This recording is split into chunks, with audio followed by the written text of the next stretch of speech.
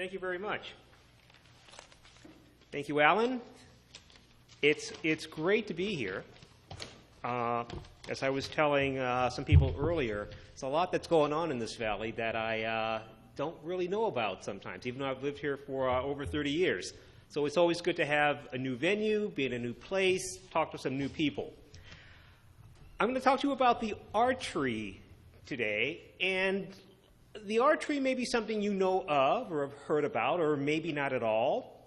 What we do, essentially, is we teach art to kids. We do community art projects. We do public art projects, but we do it because we really want to nurture the artists and everybody in this really growing community. Now, the ARTree is a nonprofit organization. It's a teaching organization. It's an organization that is actually very small. We don't have more than 20 volunteers at any one time who are working on projects. Our annual budget, which I'll mention now because I'll talk a little bit about our fundraising, when I say the low 5 figures, I mean we barely get by on maybe $14,000 a year. And we generally tip below the $10,000 mark. And one of the reasons is because most of the work is done truly by unpaid volunteers. We don't have an office. We don't have a building, even though I'll show you a building that a lot of people think is the ARTree building. So we do a lot of our work, we do virtually all of our work on a shoestring.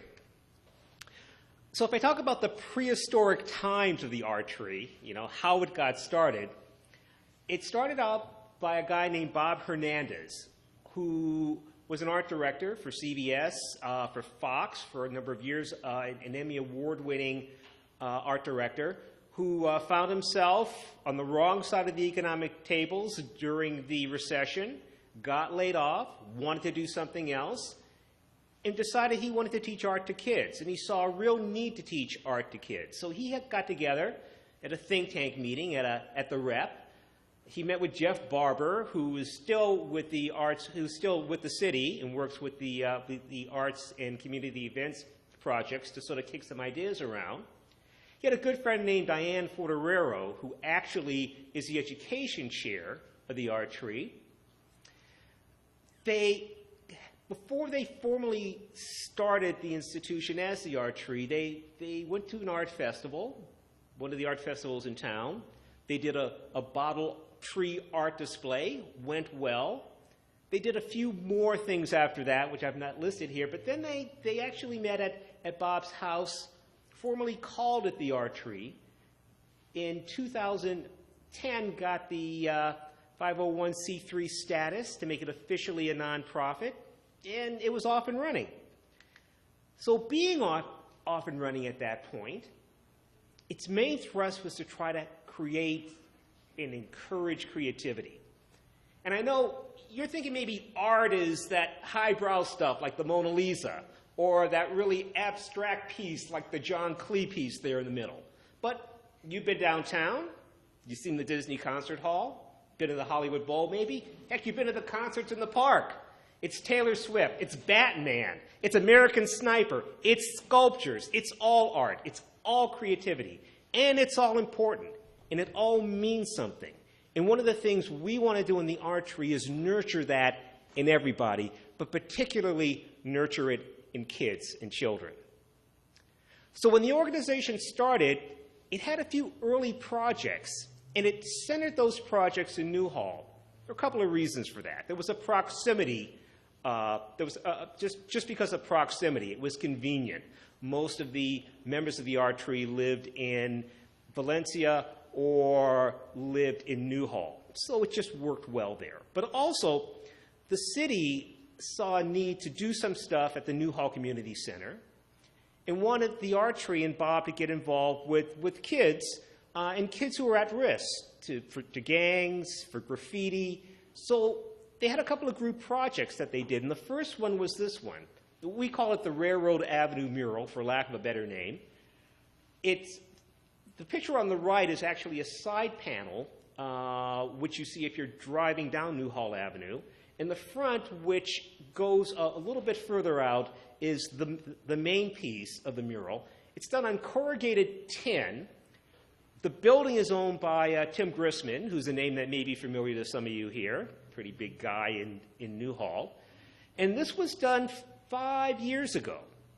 And one of the interesting things about this is that even though it's in Newhall, even though it's really not in a big public area, it's right on Railroad Avenue, there's not been one mark of graffiti, not one piece of damage that's ever been done to this. And one of the reasons we think that is so is because it was put together by the kids in the community, by kids from the Newhall Community Center. They own it. It's their work, and you don't mess with their work. Now, one of the things about this is that it's going to get moved. It has to get moved because there's going to be a new boutique hotel that's being built on this very site. So what we want to do, and what the city has agreed to help us with, and we're going to actually have a campaign to raise some money to do the actual movement and legwork and restoration, we're going to take these panels off. We're going to move them to another area, probably somewhere near the community center, the Newhall Community Center, which is going to be across Railroad Avenue, across the tracks, probably by the Metrolink station. And we're going to preserve this because not only is it our first piece, but it means something to the community in the area. And because of that, we think it's really worth keeping. So that was our first project. This was our second big project. Now, it was called the Ever-Changing Wall, and you may have seen this one. It's in the same place as the new Ever-Changing Wall is, which we'll show in a bit. But this was behind German Auto House, also on Newhall Avenue. And it's pictures of children that was put up on essentially wallpaper and plaster. It was a great idea. It looked wonderful. But the unfortunate thing is that when the rain started, wallpaper and plaster can't really stand up. So it had a relatively short lifespan, but a very impressive lifespan. People liked it, people knew about it, people wanted another one, and I'll talk about how we managed to do the second one a little later. I mentioned the Newhall Community Center, and that's where we do a fair amount of work. We do classes at the Newhall Community Center. We've done probably a series of 10 to 15 different classes, doing everything from art for 5 to 8-year-olds to projects with the kids creating puppets who are 8 to 12 years old. And we even did a video presentation that the kids put together on William S. Hart with great cooperation from the Hart Museum that was actually shown on SCTV, without banners, I might say. And it was a great project that kids really enjoyed, really liked, and got a lot out of it. We've also done work in some classes at the Canyon Country Community Center, which we loved. We did 2 series of classes there. We'd love to do more, and we're trying to put something together.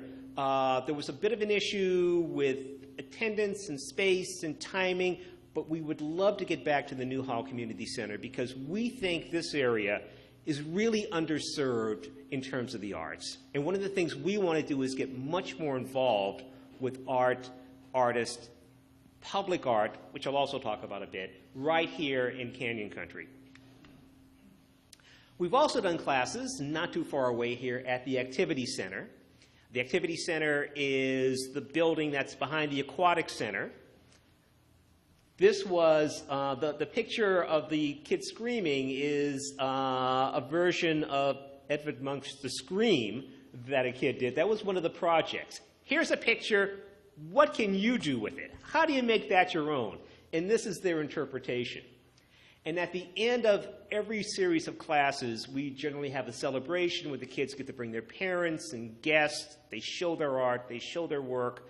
Now, I teach a few classes. I'm not an artist, but I do the performance piece, which sometimes involves storytelling.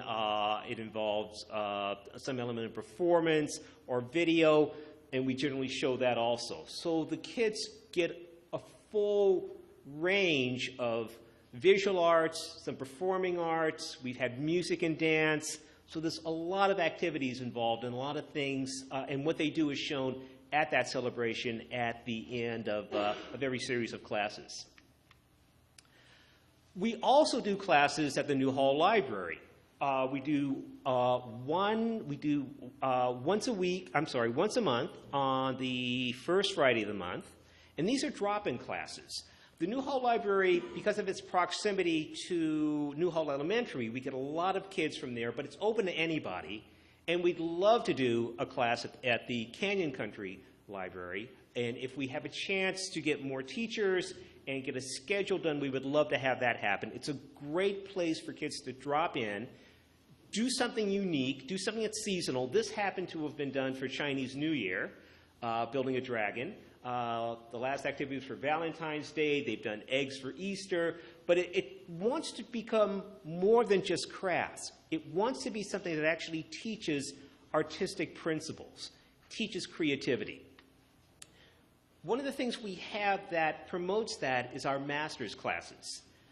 This is Michael Powell, who's a professional artist who had an art studio here in Santa Clarita, who teaches the watercolor classes. 6 weeks.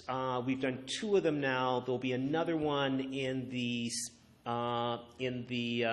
fall, and it's a 6-week intensive course for kids, generally 10 to 12 years old, to really learn the techniques of watercolor, to learn composition, to learn perspective.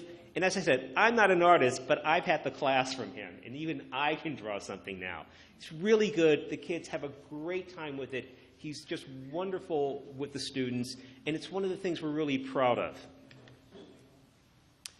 So we have our upcoming classes at the Activity Center.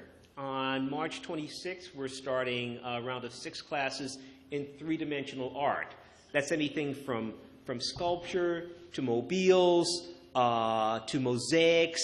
So the kids get hands-on experience. There's usually we max out at 16 students. We won't have any more just because you can't give them enough attention and time when there are more students in a class like that. So the classes tend to fill pretty quickly.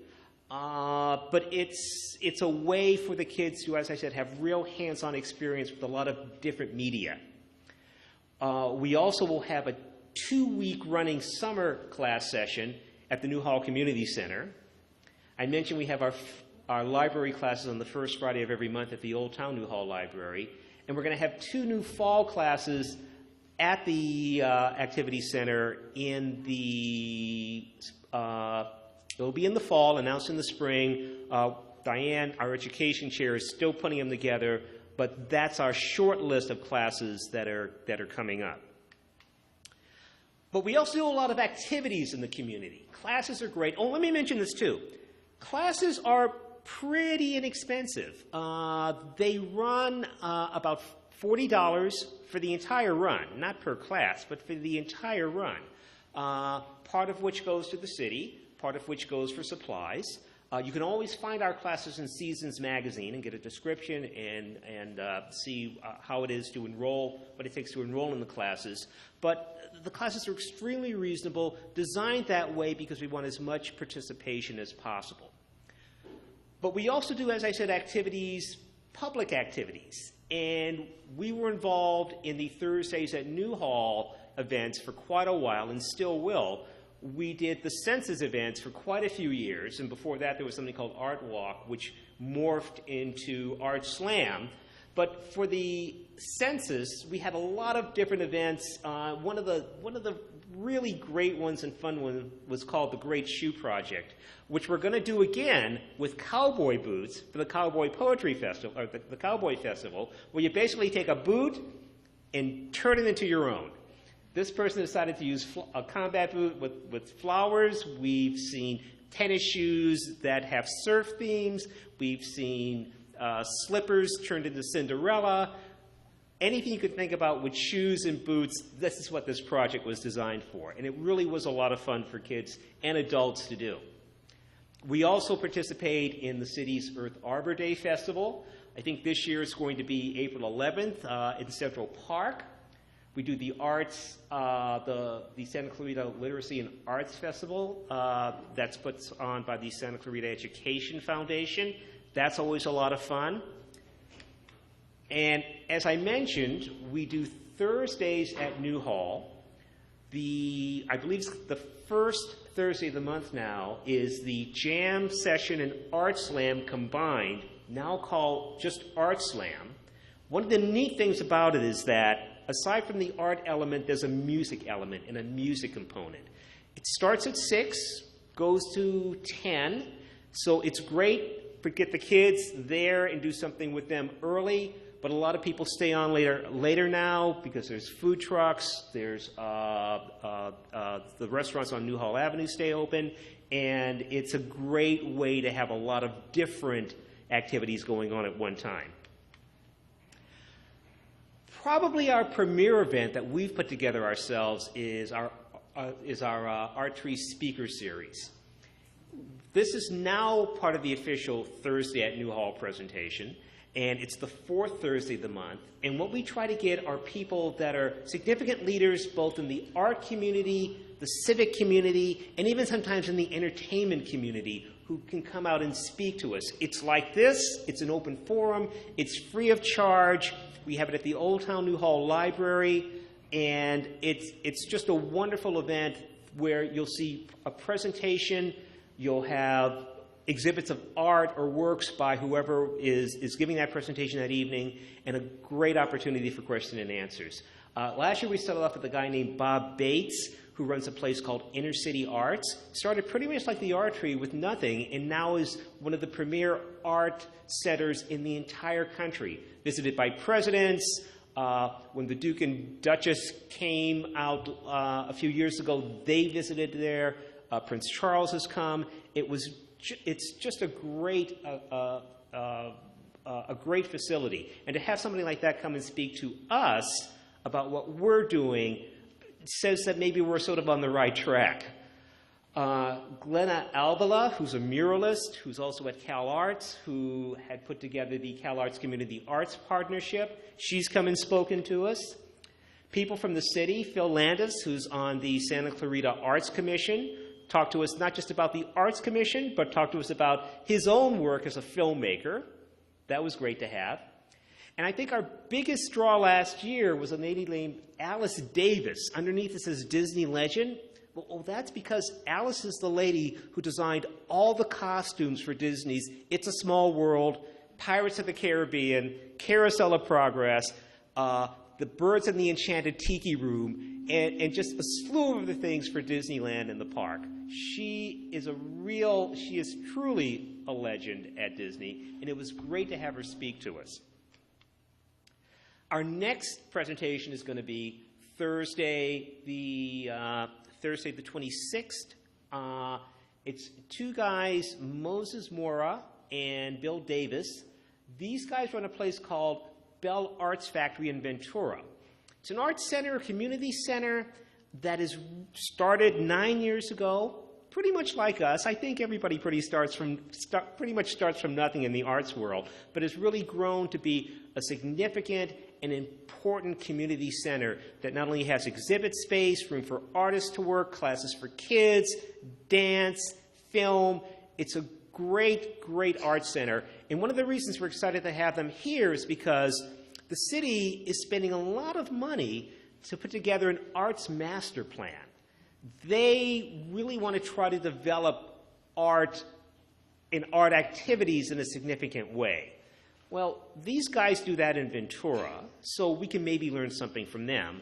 But also on April 2nd, and I think it will be at the Activity Center, is going to be the first open public meeting for public participation in what they want art to be in this valley. And remember, art's broad. You may want more things like concerts in the park and less things like the sculptor was supposed to go out in the roundabout. You may want something like an art center or an art gallery, or you may want something like, chalk paintings in the streets again, like they used to have in New Hall and over at the mall. So the reason for this open public participation is to really see what people think. And I've been assured, and I think they're really sincere, that they really want to hear what people have to say, and I think they'll think about acting on it. So April 2nd at the Activity Center, if you're thinking about art here in the Valley, everywhere around us, someplace to go. Now, I mentioned that the ever-changing wall, the first one, was done on plaster, was done with plaster and wallpaper. Well, this is the new one. Same location as it was before, wrapping around the entire building, this time done on vinyl, and we did this one with a Kickstarter campaign. We put together a Kickstarter campaign, raised a little over $4,000, had the children actually take the photographs of the children that are there, and we had it, of course, put together and blown up, and this became the new wall. This is so prominent that a lot of people think this is the ARTree building because this is ARTree on 3 sides, but unfortunately it's not. But it's still a great piece of public art in Newhall. Our latest work, and this picture really doesn't do it justice, is the South Fork Trail mural. It was done in tile, most of the tile donated, and done over 2 weekends. And it's really hard to see from this. It's actually a sunrise with trees on either side, butterflies, all done by hand. It's behind Valencia Acura on the South Fork Trail. It was put together by volunteers. And when I say volunteers, people who were jogging, riding their bikes, pushing strollers with the kids, would stop and put on a tile here, lay some grout there. It was a great, great community activity.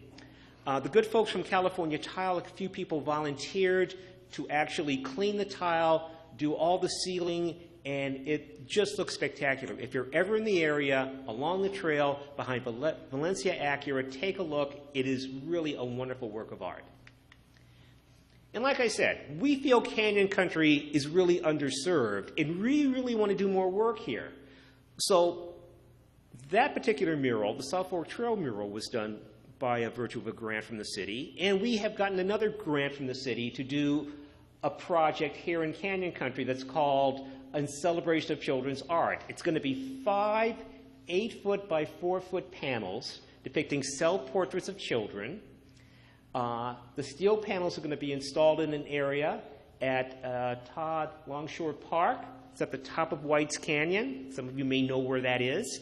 We're going to try to put that together sometime this summer. It's predicated on 2 things. The first thing, of course, is how soon the city can get the money to us, because we need that. And the second thing is making sure that we can coordinate with the children to draw and get everything manufactured, get the proper permits. So we have quite a few months to get everything together. If it does happen, we do have a newsletter that goes out. We have blasts that go out. We will make sure everybody's aware of what's happening. But we would think that sometime in August, September, we should be able to have this put together. And we're really excited about it. So as I said, we really want to spend more time here in Canyon Country. We spend a lot of time in Newhall. We're going to keep doing stuff there. Time in Valencia, keep doing stuff there. But we really want to have more classes here. We want to return to the Canyon Country Community Center. We want to have more art projects that we can participate in at events that happen here. And of course, we want more public art projects. We think that this one's going to be really successful. And we think, as I said, anywhere you look, there's something that inspires you. There's something that's like art. And we think that, like it or hate it, at least you have an opinion, at least you think about it. So that is what we are about at the ARTree. Creativity matters, art matters. It's vital. It's vital for the progression of business, law, medicine, teaching, engineering, aerospace. I can go on and on. Of course, there's music, art, entertainment, but creativity and art is so important in everything we do. So our support and our growth, we're always looking for corporate sponsors. We're looking for more public participation. We're about to as I said, have a fundraising drive to raise funds to help us move the Newhall Avenue mural, and then we're going to have a rather large fundraising campaign to really set us up to have a permanent home. That's the thing we need. So that's the ARTree. That's what we're about. We're happy to be here in this valley, and I thank you for your time and your consideration tonight. Thank you, Ellen. Any questions? Great. What is your connection with the city's Art Commission? What is your connection to the city's Art Commission? Our connection is that we know a lot of people on the Arts Commission. They support us. We go to their meetings and make our presence known. They actually, a lot of them attend a lot of our events. They were instrumental in helping us become the fourth leg of the Thursdays at Newhall events because they wanted something to fill one of those slots. So it's not a formal partnership by any means, but we made an effort to support them, and they've made an effort to support us. Okay. Yes. Thank you. Another question? Oh, I'm sorry. Is all the art visual, or do you have any contemplation of, say, storytelling? At this point, all the public art is visual. In our classes, we do storytelling, and we'd like to do more of it, but we don't have any direct plans to do anything large and broad in that area right now. Okay? Thank you.